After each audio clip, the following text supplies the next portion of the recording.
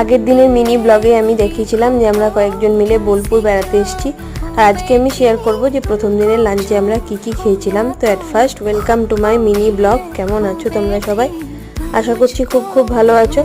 এই যে মেনুতে কি কি ছিল সেটাই দেখাচ্ছি তোমাদেরকে। আর এদের একটা জিনিস আমার নতুনত্ব লেগেছে, সেটা হচ্ছে শুক্তো দিয়েছিল, যদিও এখন অনেকেই দেয়, আমার ঠিক জানা নেই।